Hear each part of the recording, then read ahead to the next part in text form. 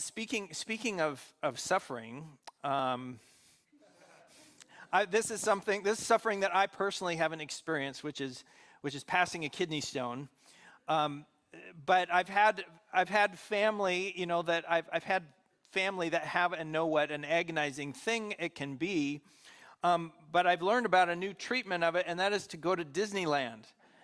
I don't know if you've seen this in the news, but apparently doctors were getting a lot of reports from people who were going to Disneyland and going on Big Thunder Mountain Railroad, which is a roller coaster there that is, those big drops and all the hairpin turns and everything. And people with kidney stones were coming back to them and saying, I feel better after going on that. And they were getting so many of those that scientists finally decided they were going to do an experiment.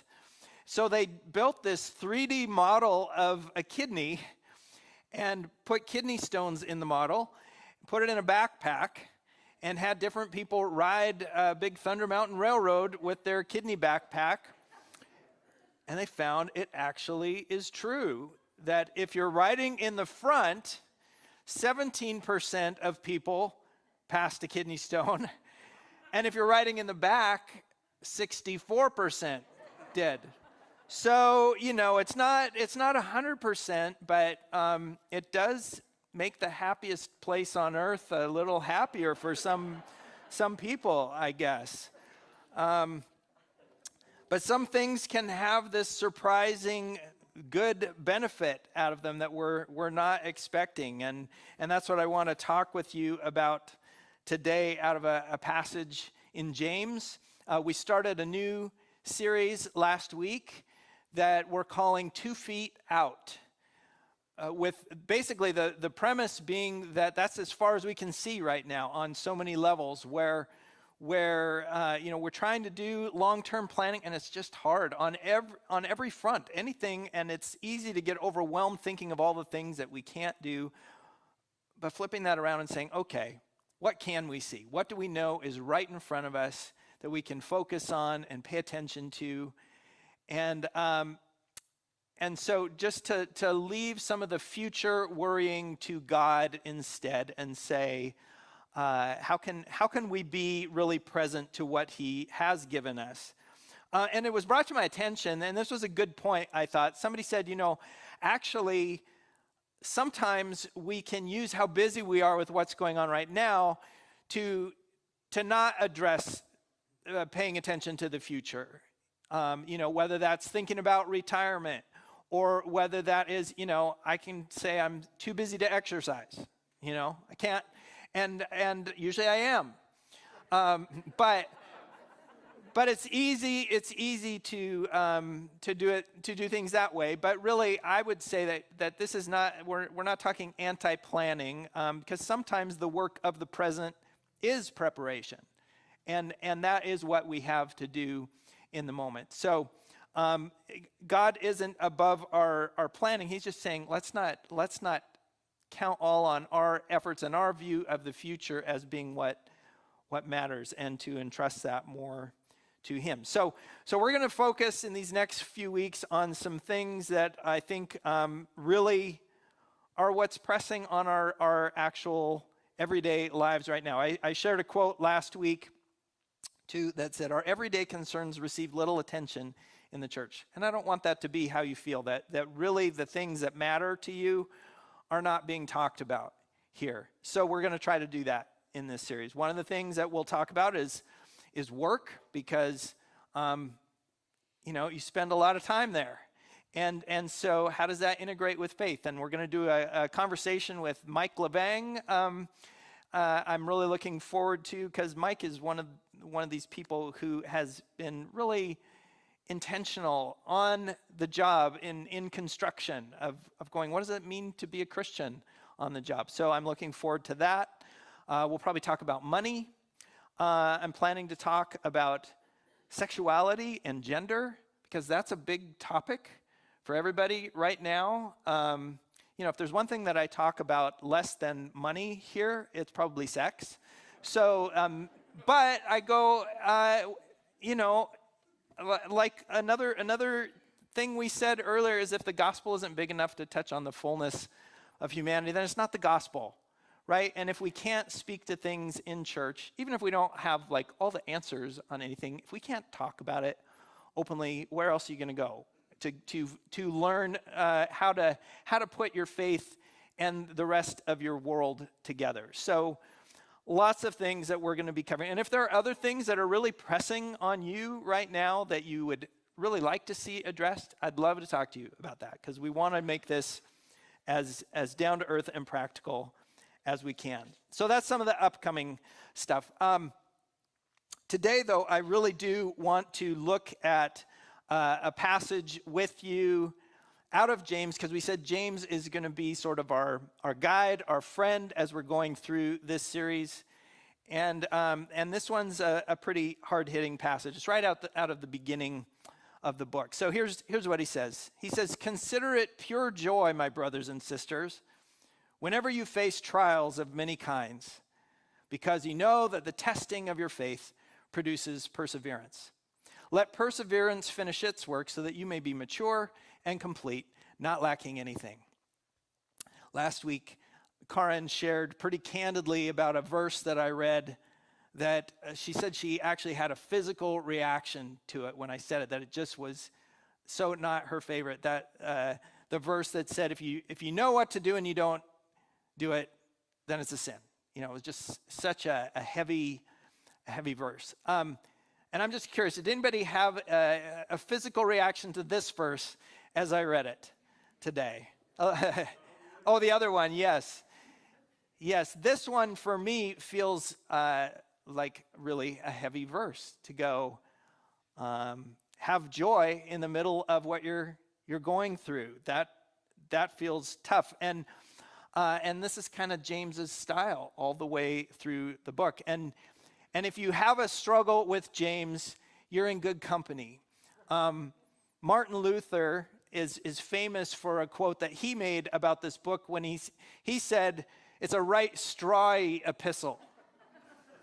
I don't even know fully what he meant by that, other than straw is flimsy and you can't really build anything on it. He actually one time also said, "Away with James. I almost feel like throwing Jimmy into the stove," as the priest in Kallenberg did. There was a priest that had been taking wooden statues of the apostles and using them as firewood, and so Martin Luther thought that was a good idea for Jimmy. But he actually came around, and even Martin Luther ended up seeing value in the book of James eventually. And I do think that there's a lot, even in this, that we can take, and if we can allow it, if we can allow ourselves to sit with what it is that he's saying. Most of you are probably familiar with this quote: "The whole is greater than the sum of its parts." Have you guys heard that before? Everybody heard that? Well, if it looks like Kurt Kafka there is unhappy, this is the guy who said it. He's unhappy because he never liked that translation of his statement.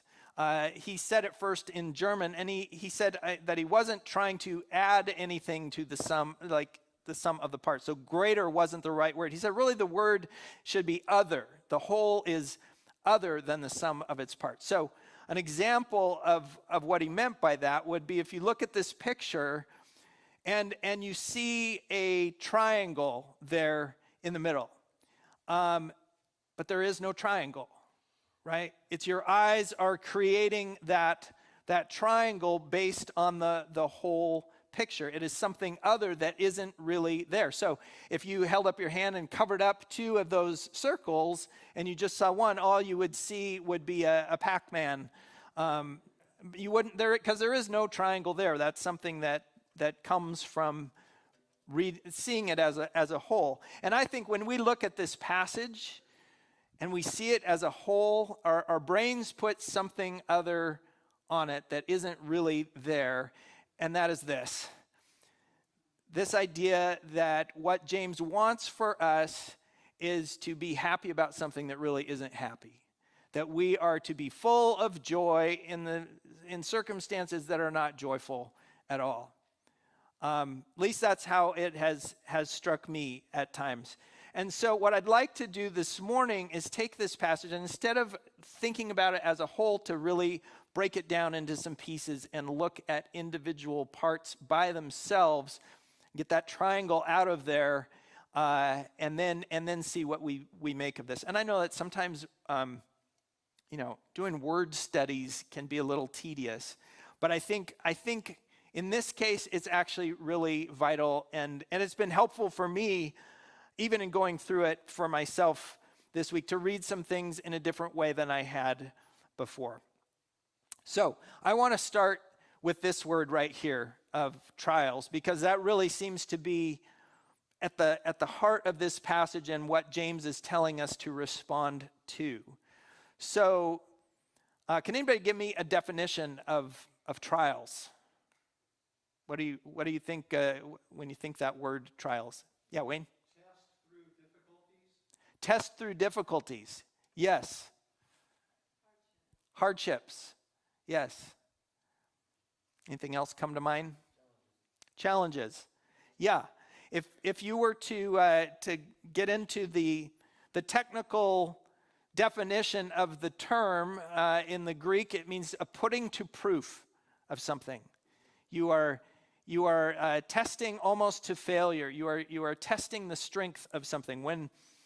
When I was back working in advertising, one of our clients was a glass company that sold fire-rated glass for use in construction, where you needed to have it be fire resistant and offer some degree of protection. So in order to get that rating, because if you had a fire in a building and people are trying to get out, normal glass, just ordinary glass, is going to break and shatter if there's a fire. It's going to get too hot. It can't handle that. So you have to have this special glass. And so to get that approval, they would first put it into this furnace where they would heat it up to like 1,200 degrees or more. And in an official laboratory setting, they'd heat it up, make sure that it retained its integrity, stayed in the structure there. And then immediately afterwards, they would blast it with cold water from a fire hose, because also, if glass were in that situation, a lot of times that change in temperature, it can't handle that. So they would test that, and it's only after it's been through those tests that they could put a label on it that said that it was fire rated. So an inspector coming through could say, yeah, you can count on this. And there was all this controversy because there were certain products that didn't meet all the testing, wanting to be classified. And then you go, well, if it's in that situation and that happens, that's not going to work. So when we talk about ourselves and think about what James is talking about of us going through these trials, it is this idea of there being some testing of us, finding the strength that is in us. And what it's testing is the question, can I trust God through this? And so what's really being tested is not necessarily the amount of our faith as it is God's faithfulness. It's God being put to the test, and sometimes there are aspects of our trust in God, our belief, that need to be tested to failure, because there are some things that we're believing that just aren't true about God, and we need those ideas to be tested and then set aside. So that's part of what James is saying these trials are, that what they're about, that we're going through. Well, another thing that he says about these trials, he says they're trials of many kinds. And the word there for many kinds means variegated or multicolor.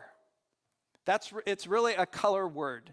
And so when you think about our trials being multicolor, and I'll use this from printing, you essentially, and if you've changed your cartridges in your printer, you probably know this, but you've got cyan, magenta, yellow, and black.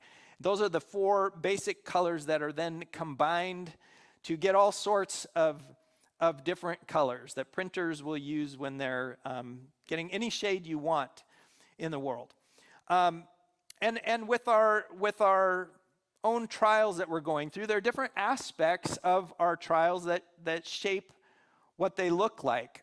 So if you think, okay, for example, the form those trials come in can vary greatly, right? We can have a small interruption in our life that's really not much. It's a bit of a trial, but it's just I guess, you just call it an interruption. Or you could have something more serious like an illness, or be dealing with grief, or pressure at work is a trial, or poverty and lack of something, or being attacked if somebody's being mean to you.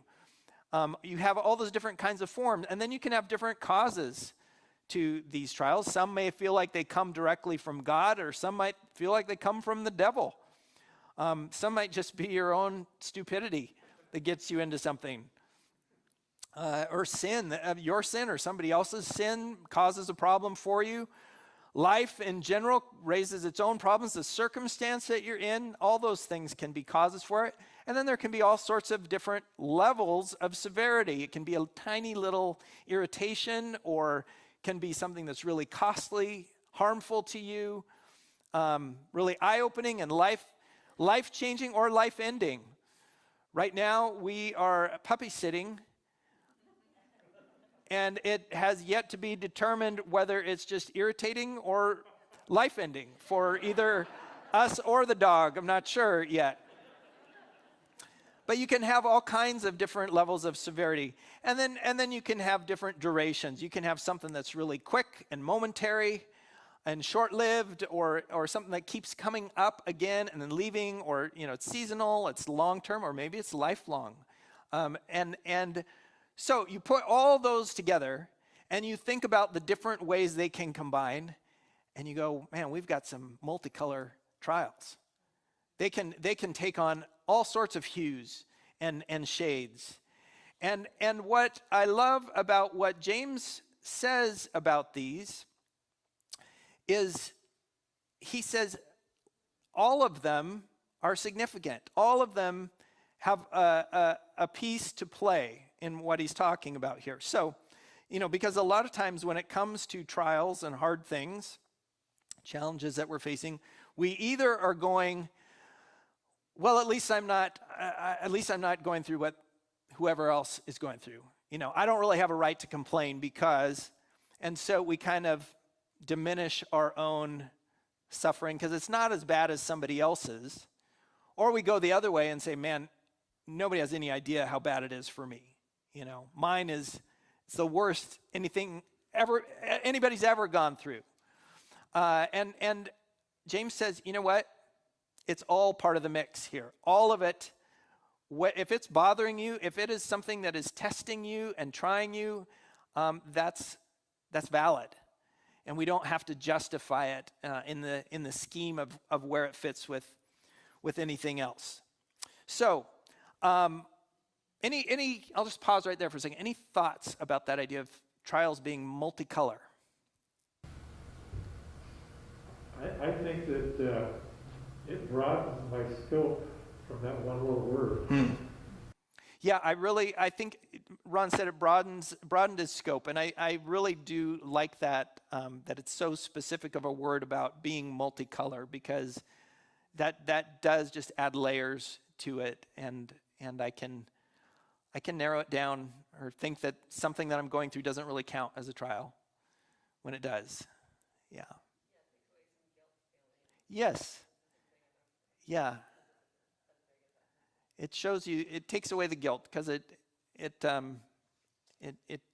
takes it out of that realm of comparison. Were you going to say something, Sandy? Yeah, that God can use it all, that He works all Yes. things for the good of those who love Him, called according to His purpose. Yes. It gives you some hope in your trial. Yes, it does. It gives you hope, because God can use all of it. I want to go to the next word here, because. And I realize I'm going out of order, and this is probably driving some of you crazy. But the next word I wanted to grab is this whenever. Whenever you're experiencing these multicolor trials, because the word there, whenever, really means at the time that it's happening.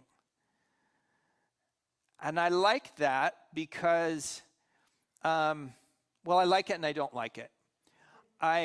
I like it because it's not that I have to wait until I finally figure out the lesson that I'm supposed to learn from this, which usually feels like that's after the fact. Once I have some context for it, this is saying right in real time as this is going on. Now, the part I don't like about that is, who wants somebody telling you what you ought to be thinking or feeling while you're going through something, right?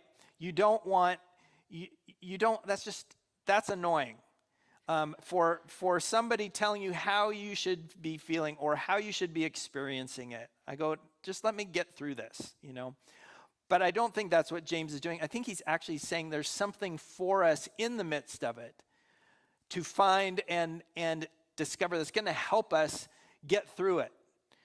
So it's not so much instructional as it is encouragement, saying, right while you are in the midst of everything, God has something for us. And this is why I think this passage relates so specifically to this 2 Feet Out series, because it's what we've got to deal with right now, and we can't get very far ahead. So what does God have for us right in it as we are going through it?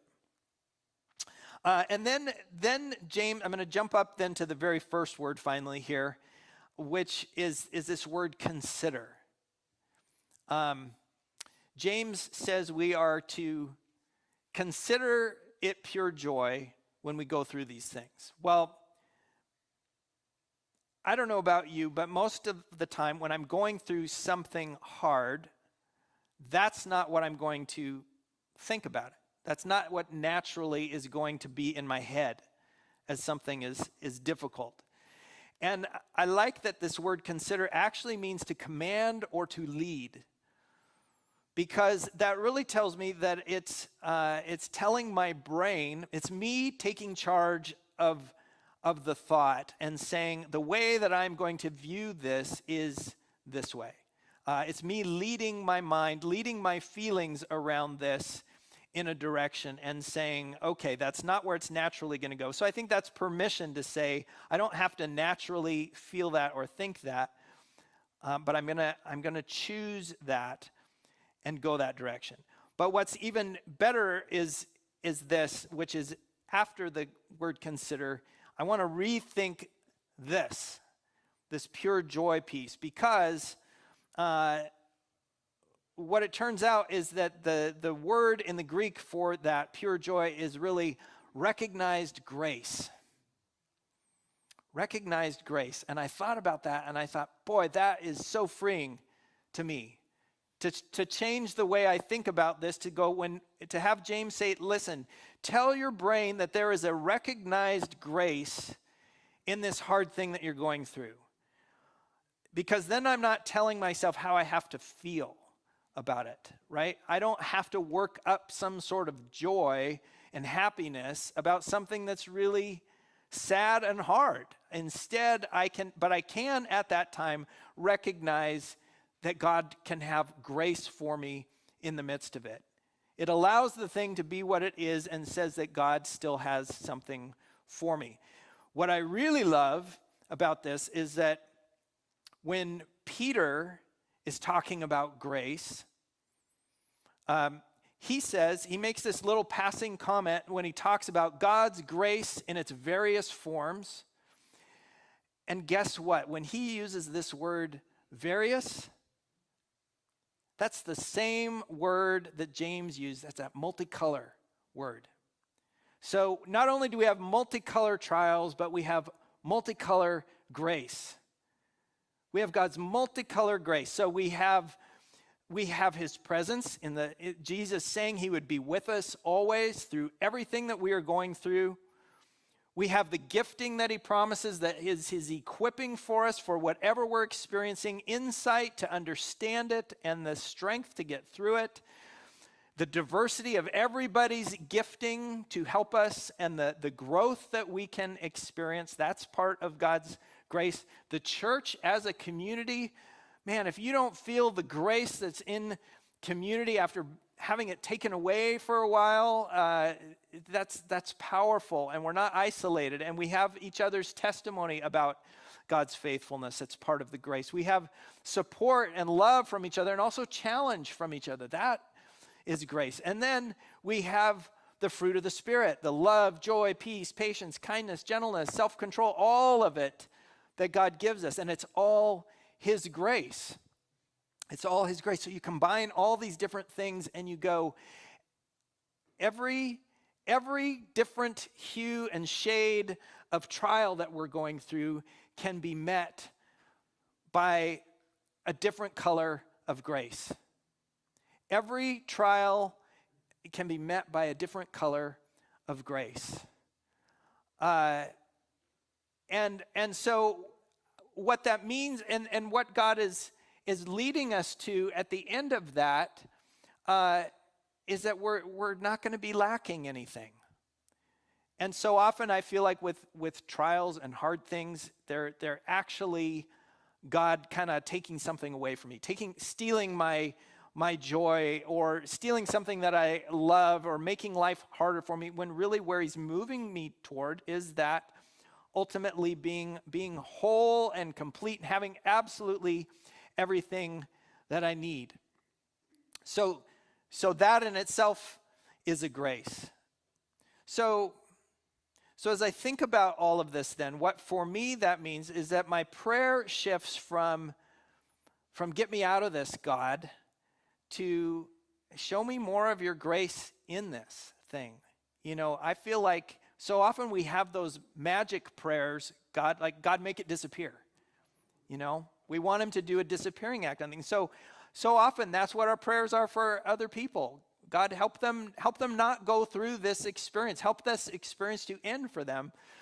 And I'm more and more I go, I don't know that that's really all that God has for us in that. If He's saying, how about you just are open to whatever grace I have? Maybe the grace is ending it. Maybe the grace is something else through it. I think about Martha and Mary when their brother Lazarus died, and Jesus first encounters Martha about it, and Martha's first thing is, if you'd been here, he wouldn't have died.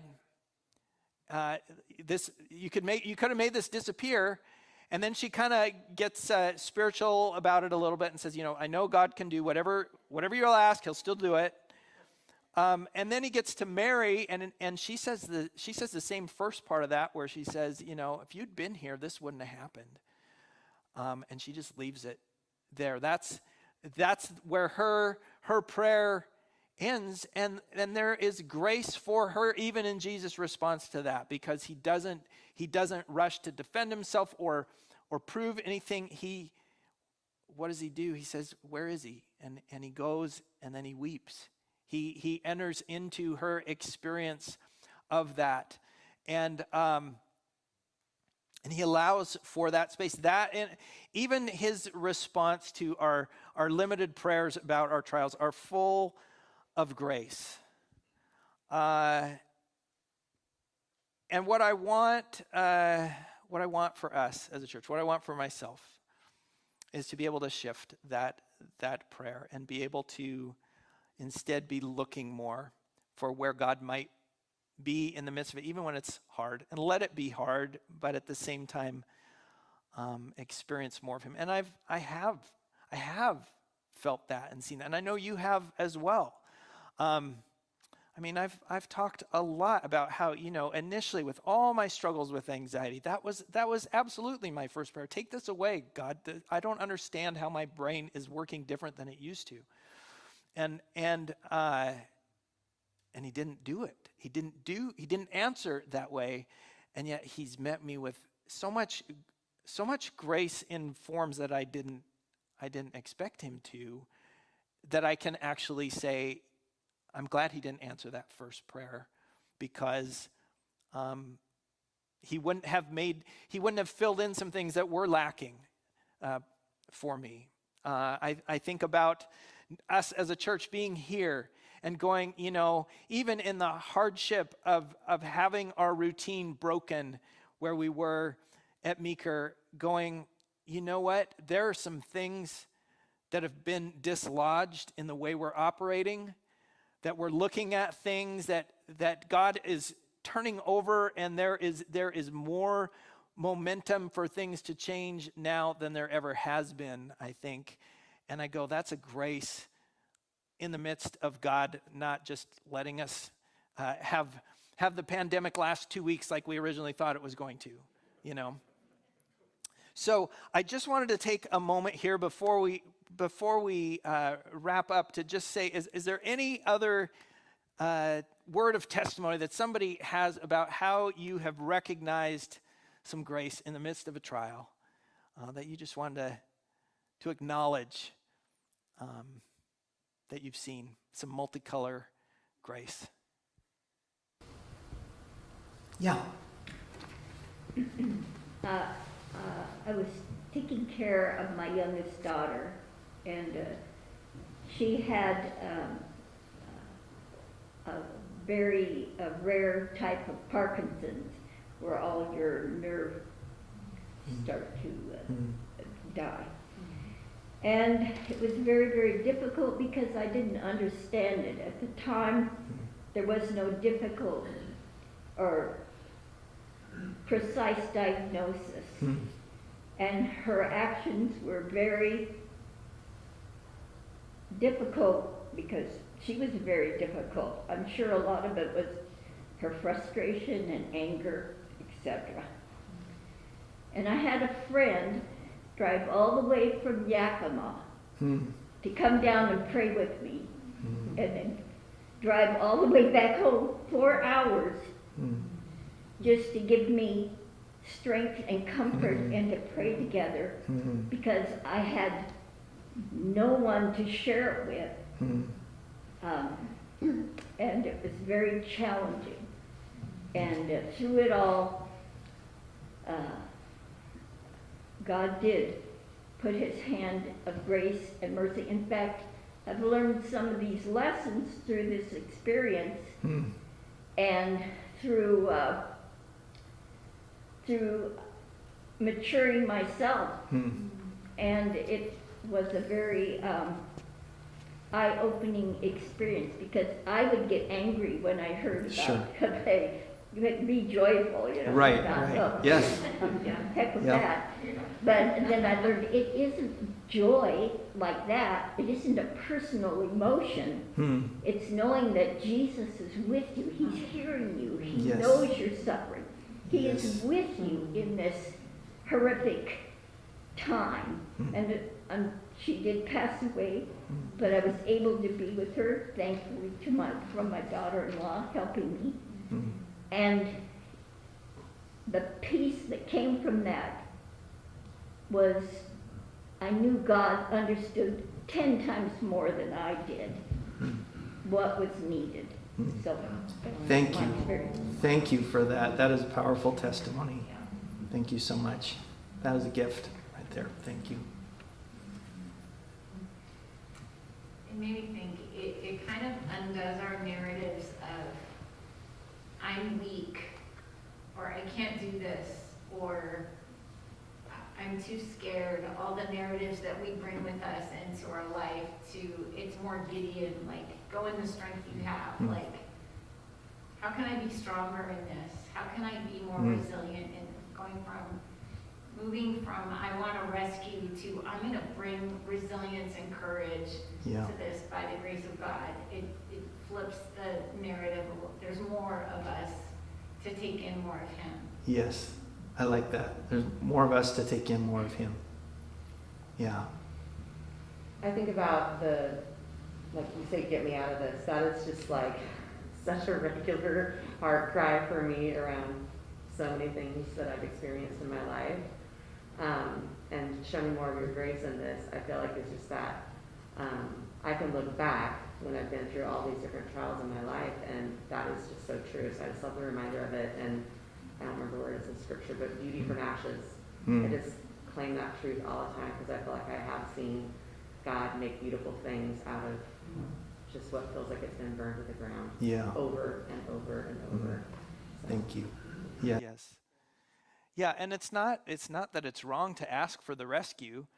Because sometimes God does that. Sometimes that is his form of grace. And even as we're asking, he can work on us through that asking. But yeah, so often it is a beauty from ashes. Yeah, CJ. So probably 16 years ago when we moved up here, I had severe anxiety and panic attacks to the point that I couldn't leave my house for about 3 months. And at the time, I was going to a different church and had someone do a Bible study with me about this verse. And since that time, it has been a very hard verse for me. Mm-hmm. Because it felt like, in the midst of all the times we've had since that time and during that time, I should be giving my focus to joy. Mm-hmm. And I've never looked at it this way before. Mm-hmm. So this was a gift today to Mm-hmm. give that Mm-hmm. verse back to me in a different way Mm-hmm. so that I can see God's grace in that for me. Mm-hmm. Thank you. Thank you. Thanks for saying that and sharing that. Because I think that's the lens that we put on it so often, and it feels just like pressure then, more than anything, yeah, Sandy? Just to agree with CJ, I actually was thinking about this verse a couple of days ago, so I sat down and Googled all the Bible verses on joy because I was thinking, I don't know how to do this joy. What does that actually mean in Scripture? And I just kind of got overwhelmed by other verses that didn't seem like they really explained it to me. So this is a grace. This sermon is a grace to me. After this week of contemplating this verse and Googling joy and looking for verses that would try and explain to me how on earth, Yeah. how do we do this? And it's not us. Yes. Yeah. Thank you. Well, I realize also that there are a lot of you in this room who aren't at a place where you can recognize the grace in the middle of what you're going through, because everybody's got different trials. And so I want to close before the Forbes come and lead us in one more song. I just want to close with a prayer for those of you who are feeling like you're going through it and you just can't see God's grace for you in it right now. So let's go ahead and stand as we pray. And if you feel like if you go, yeah, that is me.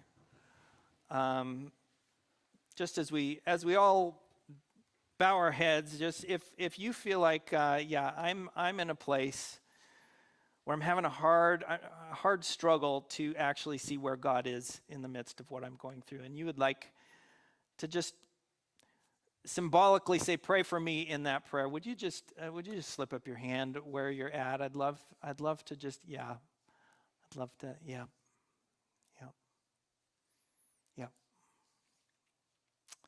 God, I thank you for the honesty of people who are saying, look, it's just hard right now. I don't want to hear about this trial having value because it's just painful. And God, I get that is sometimes exactly where we're at with these difficulties that seem senseless at times, that have no redeeming value in our minds. They just are ongoing and relentless, and we're tired.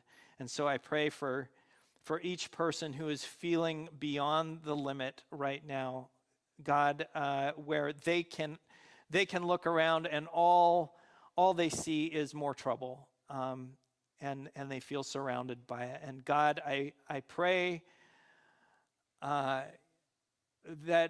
that you would meet them in the middle of it, even if they are not able to see you right now.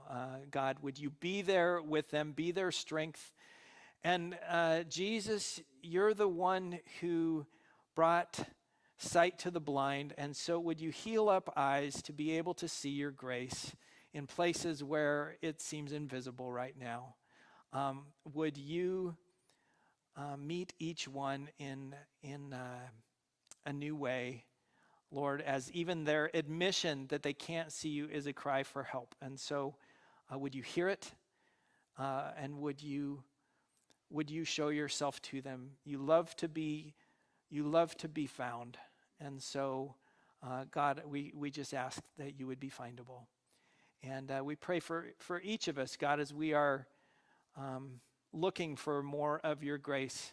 May we see just how vast and colorful it is for us. And thank you for this time. In Jesus' name, amen.